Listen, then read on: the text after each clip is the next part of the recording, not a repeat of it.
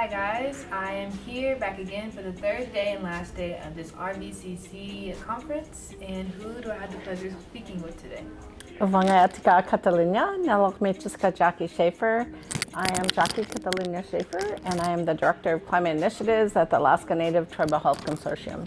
So why is climate change so important to you? Well, I believe everyone has a climate story, but Alaska is impacted 4 times faster than anywhere else on the planet. So it's really important for me to make sure that future generations of Inupiaq people or Inuit of the North have a home that provides for them like it has provided for my family for over 500 generations.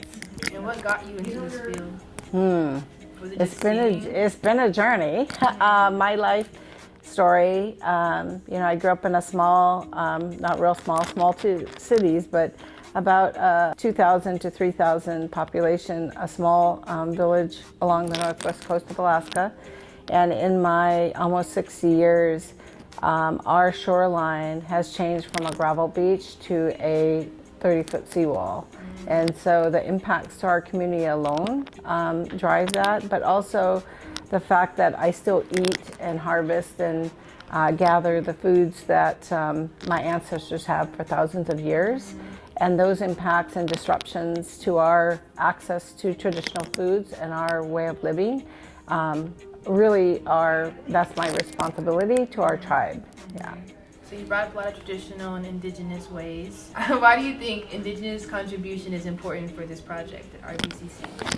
I think it's important if you're going to work in the Arctic or talk about the Arctic or even climate change on the planet, you have to involve the people who actually live there.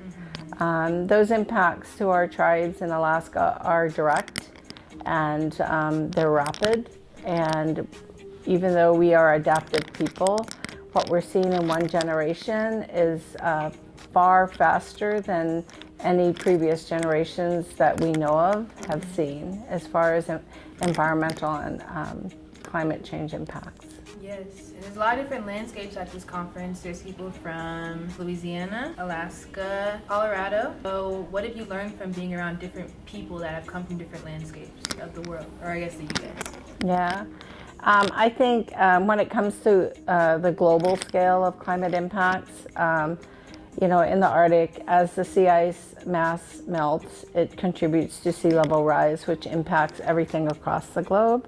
And I think that sharing that story with people who understand the impacts that are global, not just isolated and siloed into that specific community, is really important, because when it comes to climate science modeling, if we're going to respond and evolve as human beings across the entire planet, we have to understand the planetary ecological system.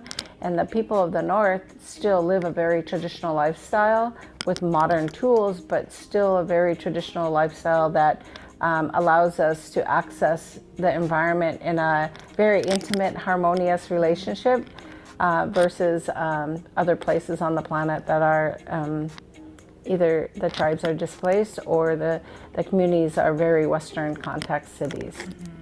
And there's so many indigenous people that feel very connected with the land and that, do things naturally that help their tribe or their people, but also help the earth as well. So for any non-traditional or non-indigenous person, what would you say that they can do to help the earth and climate change? Well, one, they should be aware that all impacts to the Arctic are impacting the planet on a global scale. So include the voices of the people who actually have the day-to-day accounts, because they live in that space. Secondly, reconnect with Mother Earth. That is vital to our survival as human beings. And if we don't reconnect, well, we don't have to reconnect because we're already connected, but if people don't reconnect in that fashion, it's going to be very hard for them to adapt when the disruptions are at a global scale. Absolutely. And so is this your first time here at Haskell? It's my first time at Haskell and my first time in Kansas. I haven't been to this part of the U.S. Yeah. Well, welcome. Yeah. Welcome. Thank And you. I was going to ask you, why do you think Haskell was the hub of this project? Because they could have chose anywhere to have this, but Dan Dr. Wildcat and Haskell Indian Nations University, it's all here. Why do you think that is? I haven't been involved very long in this project, but I will say having Indigenous-led projects to help big organizations like the National Science Foundation, who is funding this project, understand that there is a different way of knowing, and there is a different way of processing information, whether it's scientific or climate modeling. Indigenous people have been doing this for thousands and thousands of years, so having that, I guess, convergence of science with Indigenous knowledge is really important, and I think Dr. Wildcat led this effort with that in mind, and I'm very pleased with what I'm seeing. Yeah. And very specifically, I was going to ask you, for any non-Indigenous people, how can they specifically get connected with the land? Is it, just sitting in the sun? Is it being part of trash cleanups? Like, what specifically would you say, and would you give advice to anyone that's watching that's non-Indigenous to get started with, helping the earth? One is just the awareness of nature. A lot of places in the U.S. have plant species that are not natural to that particular place, but I would say the best thing to do is to learn who the ancestors were on the traditional lands prior to Western contact, because they were the stewards of the land for thousands and thousands of years until America was built upon those lands. And so knowing those traditional ways and how they interacted with the waterways, the air, the plants. So, not to cut you off, but yeah, a lot of Indigenous knowledge is so taken from us and not really present in every community. Yeah. So would that be just going and finding tribal communities? Would that be books? I think you could research online. We have something called the internet now, which we didn't have before.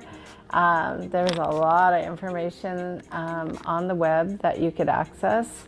And if it feels awkward, it's okay.